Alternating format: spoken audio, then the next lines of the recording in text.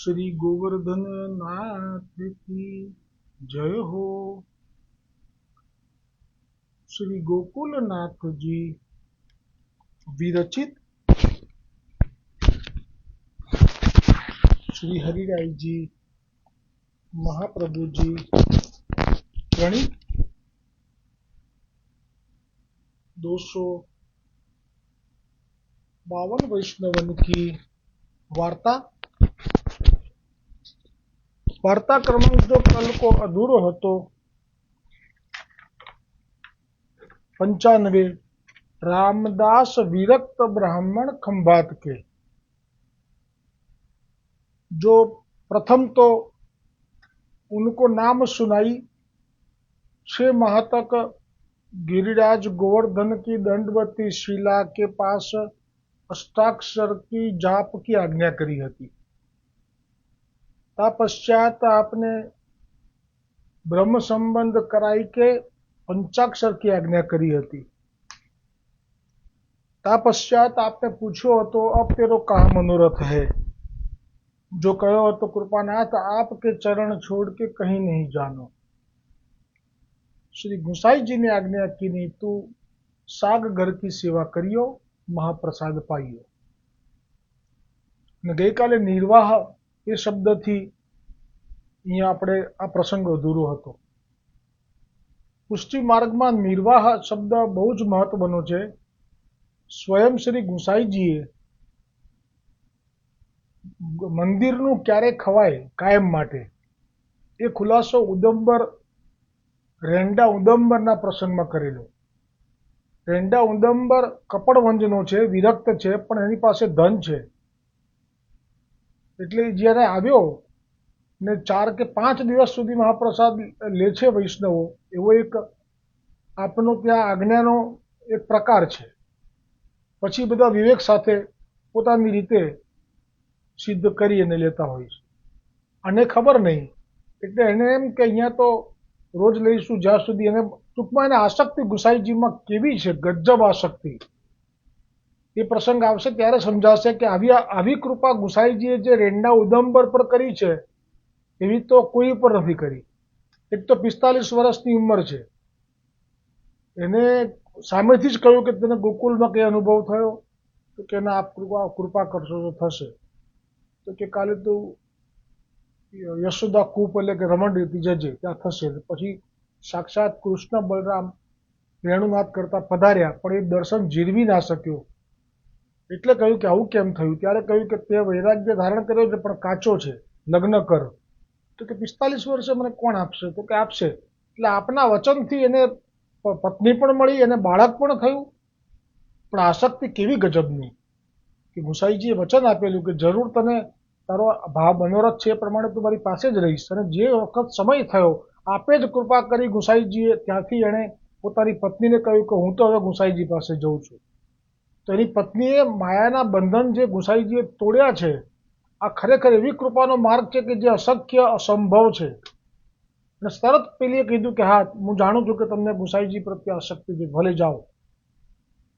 પછી એમને જે પુત્ર હતો એ પુત્રને રેંડા ઉદંબરે આશીર્વાદ આપ્યા કે તારો વંશ ચાલતો રહેશે। કેવી કેવી લીલા છે પુષ્ટિ માર્ગમાં। આજે પણ એમનો વંશ ચાલુ છે, કબડવંજવાળા રેંડા ઉદંબરજીનો। આપણે મૂળ પ્રસંગ પર આવી જઈએ હવે। આ રેંડા ઉદંબર જ્યારે પ્રથમ વખત આવ્યા એની પાસે ગાંઠે ધન હતું અને 4 દિવસ 5 દિવસ થયા અને પછી ગુસાઈજીના નિયમ પ્રમાણે ત્યાં જે હતા સેવકો એમણે કહ્યું કે હવે તમારે પ્રસાદી નહીં લેવાય। હવે એમને બહુ માઠું લાગ્યું ને પછી એ બીજે લેવા ગયા। એટલે કે એમની રીતે પૈસા હતા એટલે સીધું લાવી સિદ્ધ કરીને લે, ભોગ ધરીને મનોમન। પછી જ્યારે અમુક દિવસ પછી દેખાયા એટલે ગુસાઈજીએ પાછું પૂછ્યું કેમ આટલા દિવસ ક્યાં હતા? બધી ગુસાઈજીને ખબર છે, પણ કે તો તરત કીધું કે જો આ તમારા સેવકોએ મને આવી રીતે ના પાડી દીધી। ત્યારે ગુસાઈજીએ ખુલાસો કર્યો કે જો તમારી પાસે દ્રવ્ય હોય અને તમે જો મંદિરનું લો છો દેવ દ્રવ્ય, તો તમને બાધક થાય છે। 4-5 દિવસ સુધી કશો વાંધો નહીં, પણ પછી તો જાતે તમારી પાસે હોય તો લેવું જોઈએ। આ જ રેંડા ઉદંબર જ્યારે પછી આવી કૃપા થઈ અને અધકચરા હતા એટલે પૂરા કરવા માટે લગ્ન કરવાનું કહ્યું। એમને કન્યા મળી પણ ગઈ 45 વર્ષની ઉંમરે, એમને દીકરો પણ થઈ ગયો। જો પુષ્ટિ માર્ગમાં કશું અશક્ય નથી. રાસ માટેનો મનોરથ કેટલો જૂનો હતો. શરદ પૂનમનો વેણુનાદ થયો તે વખતે રાસ માટે રાત્રિ આ નીકળી, લઘુરાસ થયો, એમાં મદ થયો, લઘુરાસમાં મદ આવ્યો એટલે રઘુરાસ શબ્દ છે. અંતર ધ્યાન થયા, ગોપી ગીત થયું. આપ નહીં માનો, ગોપી ગીતમાં રુદન કર્યું એ વખતે બ્રહ્મ મુહૂર્ત થવાનો સમય થઈ ગયેલો. હવે રાસ ક્યારે થાય? અને રાસમાં તો એકલો રાસ કે રમવાનો નથી હોતો. રમવાનો રાસ તો મુખ્ય છે, પણ એકલો એ નથી હોતો. સર્વપ્રથમ તો હાથમાં હાથ પકડી એક કૃષ્ણ એક ગોપી વિહાર કરે છે, ગીત ગાય છે. છુપાઈ જવું, શોધી કાઢવું આ લીલા થાય છે. આ પ્રસંગ ગર્ગ સંહિતામાં આવશે કે રાસની અંદર અંતર્ગત કેટલા વિહાર છે. એટલે હવે આ લોકોને તો મનોરથ આટલા વખત પહેલાનો હવે આ તો બ્રહ્મ મુહૂર્ત થવા આવ્યું, હવે શું? પણ પુષ્ટિ માર્ગમાં અશક્ય પણ શક્ય થાય છે. 6 માસની રાત્રિ કરી હતી. એટલે અહીંયા પણ 45 વર્ષની ઉંમરે મને કોણ આપશે? આપી દીધી. ગુસાઈજીની કૃપાથી બધું થયું, પુત્ર પણ થયો. પણ આ વાત મુખ્ય છે કે માયાના બંધન પણ તોડી નાખ્યા અને આવી ગયો. પણ આપણે ભાવ અત્યારે કઈ વિષય પર છીએ કે ગુરુ દ્રવ્ય નિર્વાહ શબ્દો પર આપણે આ વિષયને લઈએ છીએ અત્યારે. પુષ્ટિ માર્ગમાં નિર્વાહ એટલે કે આપણું જે ઉદર ભરણ પોષણ મહાપ્રસાદથી જે કરવાની આજ્ઞા છે એમાં કેવી રીતે કરી શકાય? તો નિર્વાહમાં જો ગુસાઈજી આજ્ઞા કરી દે કે તમે અહીંયા લઈ શકો તો પછી બહુ બાધક નહીં. હા, હવે ઉદંબર જ્યારે પાછા આવ્યા ફરીવાર પત્ની અને દીકરાનો ત્યાગ કરીને કાયમ માટે બધું ખંખેરીને ખાલી હાથે, એ વખત 60 વર્ષના હતા, 15 વર્ષ પછી આવ્યા ત્યારે ગુસાઈજીએ એમ કહ્યું કે હવે તમારે અહીંયા જ લેવાનું કાયમ માટે. વળી પાછો પ્રશ્ન થયો કે તમે આવું કેમ કહો છો? તમે એ વખતે તો એમ કહી દીધું કે ના લેવાય. હવે તો કે પણ એ વખતે તારી પાસે આ ખુલાસો હવે કર્યો ગુસાઈજી કે તારી પાસે ગાંઠે દ્રવ્ય હતું, હવે તારી પાસે ગાંઠે દ્રવ્ય નથી. એ વખતે કરેલો ખુલાસો, પણ હવે નથી એટલા માટે તને આજ્ઞા છે અમારી. આ ગોવિંદદાસ ભલ્લા માટે બહુ જ દ્રવ્ય હતું, ત્યાં સુધી એણે જાતે જ કરી સેવા. પછી એ ઘર છોડીને વ્રજમાં આવ્યો તો ત્યાં પણ પધરાયેલા માથે ઠાકોરજી હતા, એની ખૂબ સેવા કરી. એ ઠાકોરજી અત્યારે ત્યાં બિરાજે છે, કાંકરોલી. કાંકરોલીમાં જે સ્વરૂપ છે આપણું દ્વારિકાધીશજીનું, ત્યાં સાથે ગોવિંદદાસ ભલ્લાનું આ મથુરેશજીનું સ્વરૂપ પણ છે. તો એ ત્યાં પધરાવી, ત્યાં સેવા કરી. અને પછી એ સેવા પણ એણે પધરાવી દીધી કોઈને, બ્રાહ્મણોને. એને જે તકલીફ પડી છે એનું પાછળનું એક કારણ નથી, ઘણા કારણો છે. હવે એની પાસે દ્રવ્ય ખૂટ્યું એટલે આવ્યો કે હવે હું શું કરું? વલ્લભ કે સેવા કરો, જે આપનો નિયમ છે પુષ્ટિ માર્ગમાં. કશું ના હોય એને આવે શરણે એટલે એમને મંદિરમાંથી પાછો નહીં જવા દેવાનો. અહીંયા સેવા કરો, અહીંયા લેજો. કેમ કે એમને લેવાનું તો કહેવાય બી નહીં ને, કોઈ લે બી નહીં એમને. એટલે સેવા કરજો ને લેજો. તો સેવા સુંદર કરતો હતો પણ ભાવ નહોતો એને, એટલે એનું પરિણામ ભયંકર આવ્યું. હવે આને તો આજ્ઞા કરી દીધી કે તમારે હવે અહીંયા લઈ શકાય. ત્યારે કહ્યું કે કેમ આવી રીતે પહેલા તો ના પાડી, હવે હા? તો કે તારી પાસે નથી, અમારી આજ્ઞા છે, તારી ઉંમર પણ થઈ ગઈ છે. બધું આજ્ઞા ઉપર છે પુષ્ટિ માર્ગ. એટલા માટે જ. અને નિર્વાની વાત આવે એટલે મને તરત જ પ્રયાગના સ્ત્રી પુરુષ યાદ આવે. પ્રયાગના સ્ત્રી પુરુષે ભય ઉત્પન્ન કર્યો હૃદયમાં કે મારા માતા પિતા દ્રવ્ય નહીં આપે અને આપ આજ્ઞા કરો છો કે સેવા કરશો તો ઠાકોરજી વાત કરશે, તો હવે શું કરવું? મહાપ્રભુજી જાણ્યું કે છે દૈવી જીવ અને શુદ્ધ છે, એમને ભય છે દૂર કરી દો. તો કે તમને અમારા વૈષ્ણવ પ્રયાગના અમે આજ્ઞા કરીશું તો બધું સિદ્ધ કરી દેશે. નોકરી કહો છો તો નોકરી, ધંધો કહો છો તો ધંધો, દલાલીના મેળવવા હશે તો દલાલીને ગોઠવી આપશે. અમારા ગોરજા સમરાયનું ઘર એટલું વિશાળ છે કે એક ભવનમાંથી એક રૂમ રસોડું તમને કાઢી આપશે. પણ પુષ્ટિ માર્ગ નભે એ રીતે તમે સેવા કરજો. એક વાક્યમાં નિર્વાણો ભાવ પ્રગટ કર્યો, પુષ્ટિ માર્ગ નભે એ રીતે સેવા કરજો. આ શબ્દથી સમજાયો નહીં એમને. સેવા શરૂ થઈ, ઘરમાં મકાનમાં રૂમ રસોડું કાઢી આપ્યું, મોટા ભવનમાં.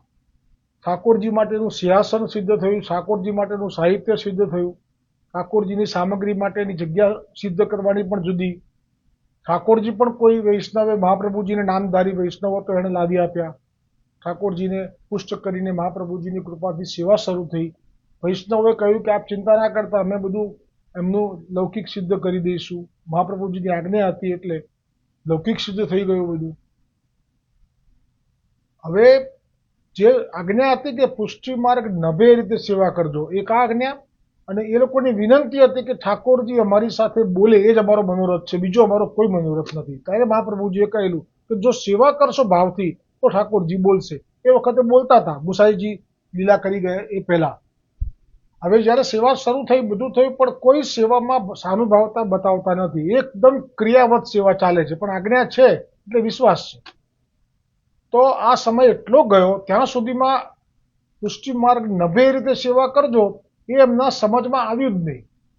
અને છેવટે પ્રભુએ લીલા એવી કરી કે એમના માતા પિતા ત્યાં જ રહેતા હતા ને, માતા પિતાનો ત્યાગ કર્યો. કારણ કે માતા પિતા એમ કહેતા હતા કે લૌકિક માટે દ્રવ્ય જોઈએ એટલું આપવું, પણ આ તમારા વૈષ્ણવની સેવા માટે તો નહીં આપવું. હવે એ લોકોને હૈયે બેસીને ભગવાન એવું બોલાવડાવ્યું કે પહેલાં તો સારું હતું કે ઘરમાં જ ભોજન લેતા હતા, હવે તો વૈષ્ણવના ઘરે ભિખારીની જેમ પડ્યા રહે છે. આ શબ્દ એના પતિએ સાંભળ્યો, પતિ સમજ્યો નહીં પણ સાંભળ્યો. એણે આવીને પત્નીને કહ્યું કે આવું કહે છે. પત્નીને તરત મહાપ્રભુજીનું એ જે આજ્ઞામાં વાક્ય હતું કે પુષ્ટિ માર્ગ નભે રીતે સેવા કરજો, એનું ઉદ્બોધન થયું. અત્યારે એનો ભાવ પ્રગટ થઈ ગયો. તરત જ કહી દીધું કે નાથ સાચી વાત છે એમની. પુષ્ટિ માર્ગ નભે રીતે સેવા કરવાની કીધી છે. આમાં આપણું શું છે? ઠાકોરજીને જે વિનિયોગ કરાવી રહ્યા છીએ એમાં આપણી પોતાના તરફથી શું છે? આ તો વૈષ્ણવો સિદ્ધ કરે છે, એ દ્રવ્ય છે. આ તો આમનું ઘર છે, એમના દ્રવ્યથી આપણે સામગ્રી સિદ્ધ કરીએ છીએ.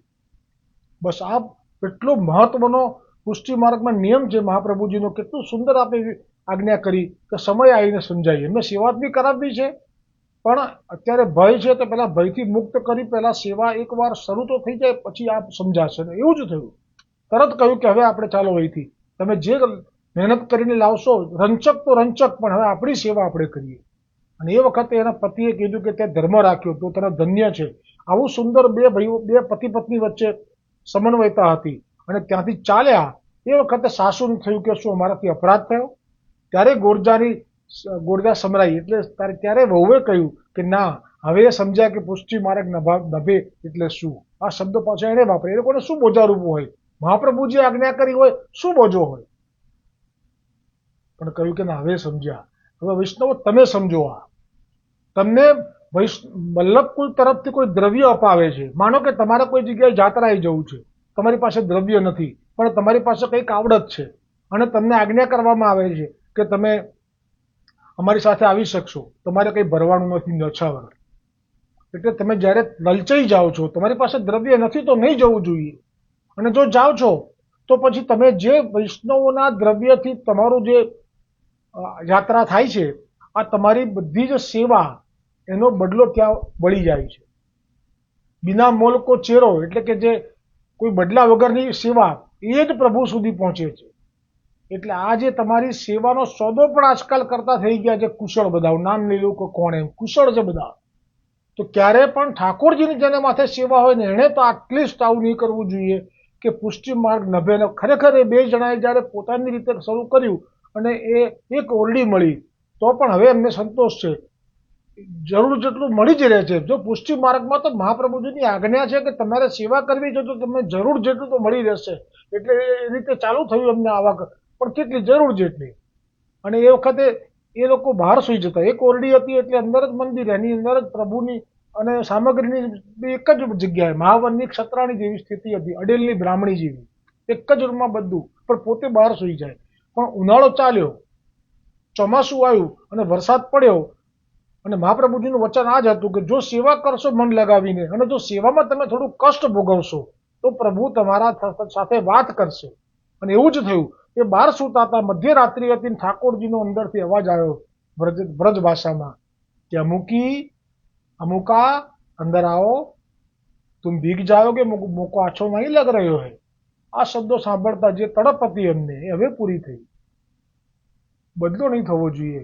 કોઈની દ્રવ્યથી સેવા કરવી, કોઈના દ્રવ્યથી ભોગ ભોગવવા, કોઈના દ્રવ્યથી જાત્રા કરવી, આ તો આપણા ઠાકોરજીની આપણે સેવાનો બદલો લઈ લઈએ છીએ. હોય તો ઠીક છે, ના હોય તો આજ્ઞા કરી છે તો સામે પછી સેવા કરવી પડે છે. જો કે હા એટલું છે કે વલ્લભકુલ આજ્ઞા કરે અને કહે કે તમે આ સેવા કરજો, પણ એ સેવા પછી મન દઈને કરવી પડે.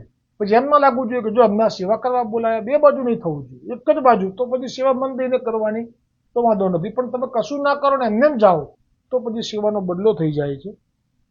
તો આ નિર્વાહ કરતા એ પ્રસંગ આવ્યો એટલે આ વિસ્તાર કર્યો મેં. પછી કહ્યું કે તુમ જે महाराज दे आज्ञा में रहना जिसको धर्म है और रामदास परम प्रीति श्री गोवर्धन नाथ जी की सेवा करते और राजभोग पाछे गोवर्धन नाथ जी की प्रसादी रसोई में जाके प्रसाद लेते और इनको श्री गोसाई जी की गई काल आवेलू है એટલે फास्ट वाँचू छू और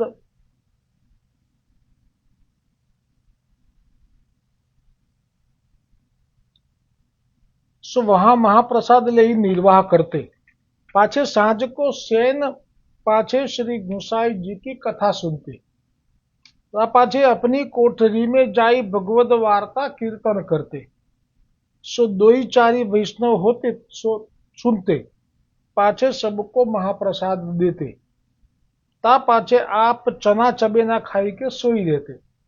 सो घरी चारी सवेरे उठी के देह कृत्य करी के दंत धावन करी स्नान करी श्रीनाथ जी की सेवा में सागर में जाते। सो सेवा सो पहुंची के गोविंद स्वामी की कदम खंडी पे जाते। गोविंद स्वामी એટલે લીલાના શ્રીદામા, કદમ ખંડી એટલે આપનું દ્વાર જ્યાં આપને દેહ છોડવાનો હતો પણ ગુસાઈજી સાથે લઈ ગયા હતા। सो गोविंद स्वामी के पास बैठते। सो गोविंद स्वामी कीर्तन करते। ता समय श्री गोवर्धन नाथ जी नृत्य करते। सो रामदास दर्शन करते जो कि भी जबरदस्त कृपा है। या प्रकार गोवर्धन नाथ जी रामदास पर कृपा करते। सो केतेक दिन पाछे श्री गोसाई जी आपो श्री गोकुल पधारी वे की तैयारी करी। तब रामदास ने विनंती करी, जो महाराज कृपा करी के फेरी कब पधारोगे। तब श्री गोसाई जी आज्ञा किए, जो हम बेगी आवेंगे और तुम सेवा श्रीनाथ जी की भली भांति सो करियो। सो रामदास श्री गोसाई जी के ऐसे कृपा पात्र भगवदीय है। ताते इनकी वार्ता कहाँ ताई कहिए। आवती काले वार्ता क्रमांक 96 आवशे। अब श्री गोसाई जी को सेवक रेडा उदंबर, મને યાદ નતું કે કયો ક્રમાંક છે પણ બોલો હવે જ આવ્યો આ પ્રસંગ, બરાબર આનંદ આવશે એમ કે એના વિશે આપણે ચર્ચા પણ સારી એવી થઈ ગઈ। सेवक रेडा उदंबर ब्राह्मण गुजरात में कपड़वंज गाम में तहाँ रहतो। तिनकी वार्ता को भाव कल। दृढ़ इन चरणन केरो भरोसो, दृढ़ इन चरणन केरो। श्री वल्लभ नख चंद्र छटा बिना, सब जग माजो अंधेरो भरोसो। दृढ़ न चरण न के, साधन और नहीं आ कली में, जासो होय निवेद। सुर कहाँ कहे द्विविदया धरो, बिना मोल को चेरो भरोसो।